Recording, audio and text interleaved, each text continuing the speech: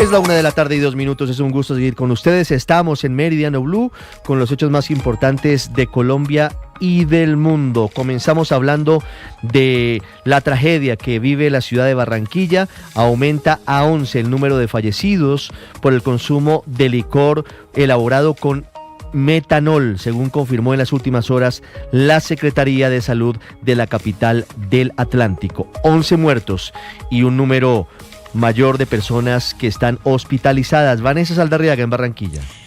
Ricardo, buenas tardes. La noticia importante en estos momentos es que se logró identificar que el predio que habría sido utilizado para la producción del cococho, es decir, de esta bebida de licor adulterado que es realizada tras la mezcla de metanol con agua, es un predio que pertenece a la SAE, que está bajo la administración de la Sociedad de Activos Especiales. Recordemos que la producción de este producto fue realizada en una vivienda ubicada en el sector del Boliche, esto en el barrio San Roque, al centro de Barranquilla, una zona de escasos recursos económicos y que presenta además un problema de manejo social con recicladores y habitantes de calle. Pues por esta situación el director de la SAE está dirigiéndose al punto para tomar decisiones. No se descarta que se haga un desalojo. Es importante tener en cuenta que en esta vivienda fue donde detectaron que el señor Nicolás Manuel Medrano realizó la producción de un alto número de botellas con este producto cococho, esta mezcla de metanol con agua, y que fue él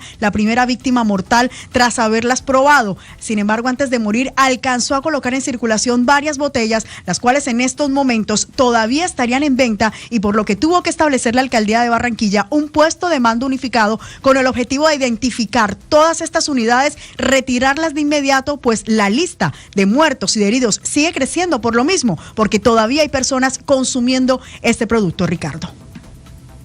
Muchas gracias, Vanessa. En cualquier momento regresamos con usted. Hay noticia en desarrollo en Barranquilla y mientras tanto el gobierno nacional advirtió que hay una caída en el número de nacimientos importante en el país. En la última década, en el 2024, se alcanzó la cifra más baja. Según el DANE, entre enero y julio de este año los nacimientos siguieron bajando. El gobierno nacional habló a través del Instituto de Bienestar Familiar. Cristian Correa. Según la directora del Instituto Colombiano de Bienestar Familiar, Astrid Cáceres, el comportamiento de la reducción de natalidad en Colombia en el último año se alinea con una tendencia internacional en esta materia. Sin embargo, destaca que en el caso de Colombia obliga a replantear las políticas y los parámetros con los que se mide la inversión social dirigida a la niñez en sus primeros años. Que no es lo mismo un municipio que otro, y por supuesto, aunque sea una tendencia, hay realidades territoriales que tenemos que ver y tener en cuenta. Nosotros trabajamos para que ya haya municipios completos, por ejemplo, que tengan atención global a la primera infancia, que no falte ningún niño, y parece que ya hay municipios donde lo estamos logrando. Cáceres destacó además que este escenario representa un desafío para el país, ya que implica adaptar los programas de atención y protección a la infancia en un contexto de menor número de nacimientos, garantizando que la calidad de la inversión social se mantenga y responda a las nuevas dinámicas demográficas. Hay noticia con el anuncio que hace la Fundación Universitaria San José de anular el título como contadora pública de Juliana Guerrero, la enigmática mujer que ha escalado vertiginosamente en el gobierno nacional y ha sido postulada para ser viceministra de la Igualdad. Nicolás Rojas. El 3 de septiembre en las instalaciones de la Fundación de Educación Superior San José se realizó una diligencia poco común, una audiencia de descargos contra el propio secretario general de la institución, Luis Carlos Gutiérrez Martínez, quien fue citado por la presunta expedición irregular del diploma de Juliana Guerrero sin cumplir con los requisitos académicos y reglamentarios exigidos. La sesión fue convocada por la rectora Romelia Ñuste Castro. A la audiencia de descargos asistió toda la Junta Directiva de la Fundación San José y 2 representantes estudiantiles para escuchar las explicaciones de Luis Carlos Gutiérrez, quien reconoció que a Juliana Guerrero, nominada en su momento para llegar al Viceministerio de la Juventud, se le otorgó el título de forma irregular. Incluso señaló en su declaración que asume plena, absoluta e incondicional la responsabilidad por la expedición de los títulos de tecnólogo en gestión contable y tributaria a la profesional en contaduría Juliana Andrea Guerrero, a pesar de no haber presentado las pruebas ICFES y o Saber Pro. Incluso lo que señaló Juan David Bassani, quien es el abogado de la Fundación San José, es que la universidad va a proceder a anular el título de Juliana Guerrero. En efecto, como puede pasar en cualquier organización, aquí se advirtió un hecho lamentablemente irregular en el que, sin que se hubieran cumplido todos los requisitos de grado, se autorizó el grado de una estudiante en particular y particularmente la situación tiene que ver con que no se habían presentado las pruebas Saber Pro y hoy no se conoce por parte del ICFES una respuesta oficial sobre si la estudiante presentó o no presentó las referidas pruebas. En la medida en la que la universidad no tiene acreditada la presentación o el cumplimiento de ese requisito, pues la institución educativa tiene que proceder a la anulación del referido diploma por no cumplir con el lleno de los requisitos legales para la expedición del mismo. En su declaración, Luis Carlos Gutiérrez reconoció que fue responsabilidad de él otorgarle el título a Juliana Guerrero y ratificó que cualquier irregularidad en el proceso fue producto de una decisión personal. También explicó que su función como secretario general era verificar que los estudiantes cumplieran con todos los requisitos académicos y administrativos legales. Incluso también señaló que bajo ninguna circunstancia su actuación fue guiada por una intención de beneficio personal, dolo o mala fe, simplemente quiso garantizar que el estudiante pudiera acceder a una oportunidad laboral. Y hablamos ahora de la novela detrás de la captura de un grupo de militares que estarían involucrados en una red que pretendía infiltrar la seguridad del presidente Gustavo Petro. El ministro de Defensa dice que nunca estuvo en riesgo la seguridad del jefe de Estado. Felipe García. Desde la Jefatura de Protección del presidente Gustavo Petro aclararon que los capturados por la supuesta infiltración en la seguridad presidencial nunca tuvieron contacto con el primer mandatario, incluso jamás entraron a la casa de Nariño. Se hizo una revisión exhaustiva en los libros de ingreso a Palacio y no hay registros de que la falsa capitán, el mayor, el sargento u otro civil hayan entrado a las instalaciones de la casa de Nariño. La Fiscalía, sin embargo, sostiene que la infiltración comenzó en septiembre de 2024. El mayor del ejército, Pedronel Jiménez, entonces comandante del Batallón de Fuerzas Especiales número 5, y el sargento Cristian Padilla Villanueva habrían permitido el ingreso de Luisa Fernanda Delgado, quien se presentó como capitán de la policía con funciones de inteligencia. Con esa fachada, la mujer accedió a información reservada, participó en reuniones interinstitucionales con Fiscalía, Gaula, Policía Militar, Fuerza Aérea e incluso la Secretaría de Seguridad de Bogotá. Además de participar en allanamientos y registros según el expediente, llegó a organizar en marzo de 2025 una jornada de polígono en la Escuela de Caballería, con armas de uso privativo a las que asistieron fiscales, familiares y hasta menores de edad. El cuarto capturado, un civil aún no identificado, habría actuado como enlace logístico. Sin embargo, detrás de esta historia surge una versión distinta. Fuentes cercanas al proceso sostienen que la mujer señalada de hacerse pasar por capitán no era una impostora, sino una informante clave en operaciones contra el Tren de Aragua. El abogado del mayor Jiménez asegura que la información que entregaba esta mujer permitió capturar a varios integrantes de esta red criminal transnacional y que sus ingresos a batallones y reuniones no fueron infiltraciones, sino parte de un trabajo de inteligencia encubierto. Según la defensa, las capturas no solo afectan la carrera del mayor, quien estaba en lista de ascenso y hoy teme por su seguridad y la de su familia, sino que también podrían frenar las operaciones en curso contra el Tren de Aragua, dejando un flanco abierto frente al crimen organizado. 1:10, hablamos de economía, hablamos del día después de la aprobación del monto de presupuesto en las comisiones económicas del Congreso. Todavía le faltan 2 debates a el presupuesto general de la Nación para el año entrante. Se da prácticamente por descontado que será aprobado, pero ahora la atención está concentrada en la reforma tributaria, que desde diferentes sectores siguen atacando porque consideran que golpearía la inversión y el consumo, y no solo a los más ricos del país. Marcela Peña. Ricardo, y es que para el director de Investigaciones Económicas de Corficolombiana, César Pavón, el recorte de 10 billones de pesos en esa reforma tributaria es importante, pero insuficiente. Dice que le preocupa que el gobierno ya anunció que va a echarse para atrás en los impuestos a la cerveza y a la gasolina, pero no así en los impuestos a los impuestos a las empresas. Acuérdense que esta reforma le pone más impuestos a la banca y al petróleo. Sin embargo, lo que más genera preocupación de esta reforma es lo que está afectando la inversión. Recordemos que la inversión está en su mínimo histórico, sigue cercano al 17 puntos del PIB, es el mínimo de la historia reciente, y sin inversión no hay crecimiento futuro, no hay prosperidad. Mientras tanto, la Universidad Javeriana publicó un análisis según el cual el grueso de los impuestos que se están proponiendo en esa reforma no va a caer necesariamente en los más ricos del país, sino de una forma más generalizada. Por ejemplo, la gente de ingresos medios altos va a ser más afectada por el aumento del impuesto a la renta, mientras que los impuestos al consumo, como por ejemplo el IVA de los licores, afecta más a las familias de bajos ingresos. Gracias, Marcela. 1:11. Hablamos ahora de la instalación en Medellín del Congreso Nacional de Comerciantes. Habló en el marco de la conmemoración de sus 80 años el presidente de FENALCO, Jaime Alberto Cabal, lanzando críticas al gobierno del presidente Gustavo Petro. En Plaza Mayor está Héctor Santamaría.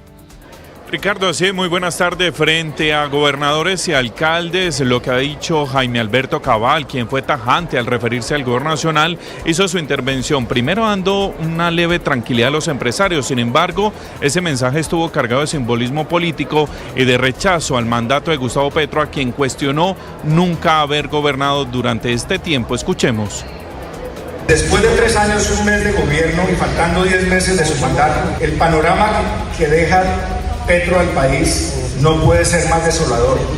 Un gobierno que nunca ha gobernado, unos ministros que nunca han sido equipo, la incoherencia de las acciones y un país nadando en escándalos y la mayor corrupción de la historia. Pero allí no pararon, Ricardo, las críticas en contra del gobierno nacional, ya que Cabal insistió que el país no debe dejarse distraer con diversas discusiones y que por lo contrario se deben tener los ojos puestos en lo que será las elecciones en 2026. Esto dijo. No nos podemos permitir llegar a las elecciones de la primera vuelta presidencial dispersos, con una amplia baraja de candidatos, por buenos que sean, y poner en riesgo a la democracia y el cambio de rumbo que el país necesita.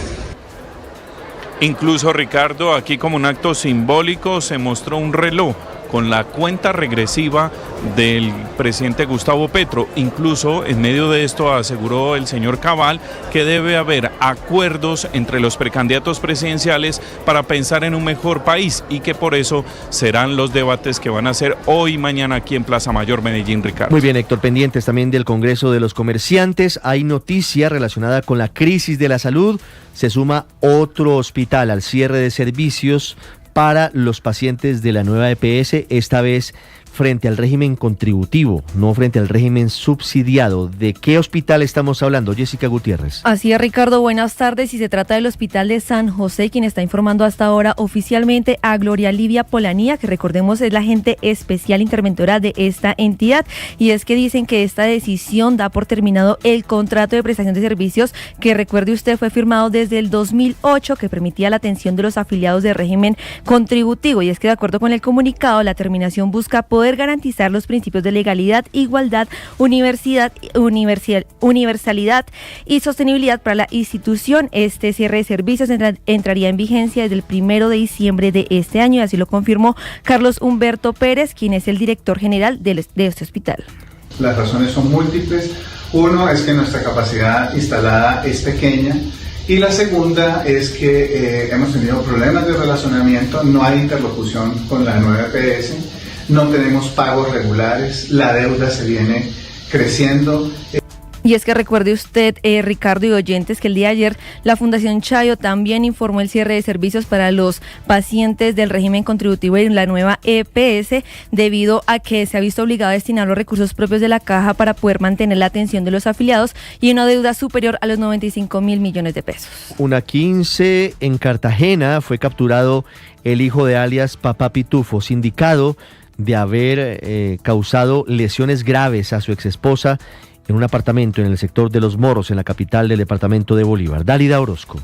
Sobre las 11 de la noche de este miércoles, un juez de control de garantías legalizó la captura de Diego Marín Franco, el hijo de alias Papá Pitufo, señalado de agredir brutalmente a su esposa al interior de un apartamento en un exclusivo sector de la zona norte de Cartagena. Los gritos de auxilio de la víctima, identificada como María Andrea Arango Montenegro, alertaron a los vecinos de un complejo de apartamentos en el sector de Los Morros, quienes dieron aviso a la policía. Al llegar al lugar, las unidades del cuadrante se encontraron con la terrible escena: la mujer gravemente herida y su presunto agresor en la puerta del apartamento. Ella fue trasladada de inmediato a la clínica Serena del Mar y el hijo del zar del contrabando a las instalaciones de la URI de la Fiscalía en Canapote, donde permanece recluido. General Helber Yesid Peña, comandante de la policía en Cartagena. Mujer de aproximadamente 32 años que presentaba heridas con arma cortopunzante, producidas por el individuo que la acompañaba, al parecer su pareja sentimental.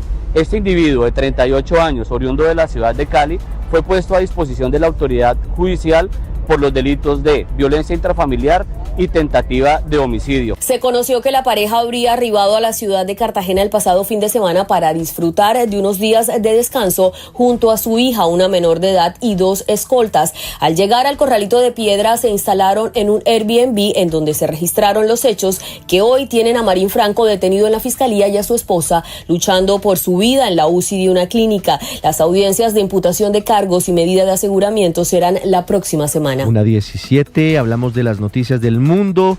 Aviones rusos sobrevolando Alaska causan reacción de Estados Unidos y Canadá. Drones desconocidos también sobrevuelan Dinamarca. Rusia haciendo advertencias a la OTAN, diciendo que Europa le declaró la guerra a Moscú. Hay un agitado panorama en el mundo. César Moreno. Buenas tardes. Empezamos en Alaska porque el Comando de Defensa Aeroespacial de América del Norte, NORAD, anunció que se detectaron varios aviones militares rusos, entre ellos 2 bombarderos y 2 cazas en la zona de identificación de defensa aérea de Alaska, llamada ADIS. En respuesta, NORAD dijo que se desplegaron un avión E-3, 4 F-16 y 4 aviones cisterna KC-135 para identificar e interceptar positivamente y obligar que se retiraran. El Comando de Defensa Aeroespacial aseguró que esto ocurre con regularidad y no se considera una amenaza. En otro incidente, aún bajo investigación, esto ya en Europa, Dinamarca activó el Sistema Nacional de Gestión de Crisis tras las intrusiones con drones por parte de un actor desconocido en aeropuertos y bases aéreas militares en todo el país. Es la segunda vez en una semana que sucede algo así. Rusia rechazó por su parte firmemente estar implicado en todo lo ocurrido con los drones y denunció que esta es una provocación orquestada. De hecho, el ministro de Asuntos Exteriores ruso, Sergei Lavrov, encendió más la chispa, elevó la tensión y aseguró que la OTAN y la Unión Europea, a través de Ucrania, han declarado la guerra a Rusia y participan directamente en ella. Y siguiendo con incidentes aéreos, el primer ministro israelí, Benjamín Netanyahu, modificó la ruta de su avión hacia Estados Unidos para evitar sobrevolar países que podrían cumplir la orden de arresto emitida por la Corte Penal Internacional por presuntos crímenes de guerra. El avión partió del aeropuerto internacional Ben Gurion de Tel Aviv con destino a Nueva York. La aeronave sobrevoló brevemente Grecia e Italia, pero evitó Francia y España, alargando el trayecto más de 600 kilómetros. Ahora nos vamos para el otro conflicto, porque el ejército israelí confirmó haber bombardeado la capital yemení de Saná, controlada por los rebeldes hutíes, en un ataque dirigido contra campamentos militares y depósitos de armas. Van 2 muertos y 50 heridos. Ayer, los hutíes atacaron la ciudad israelí de Eliat, y el ministro de Defensa hebreo Israel Katz había advertido: quien nos haga daño recibirá 7 veces más daño. Y el otro que sigue marcando la agenda es el presidente estadounidense Donald Trump. Aseguró que está muy cerca de tener un acuerdo por Gaza, y esa guerra debe terminar y liberar inmediatamente todos los rehenes. Sobre Rusia, volvió a enviarle un mensaje a Vladimir Putin: mucho dinero gastado, miles de muertos y sin resultados. Debería parar ya. Y por último, en el vecindario, un nuevo enfrentamiento entre bandas narcotraficantes en Ecuador deja hasta el momento 17 muertos. Esta cifra podría aumentar. El hecho se presentó en una cárcel de la provincia de Esmeraldas. Desde el 2021, las disputas en prisiones en Ecuador han dejado más de 500 muertos.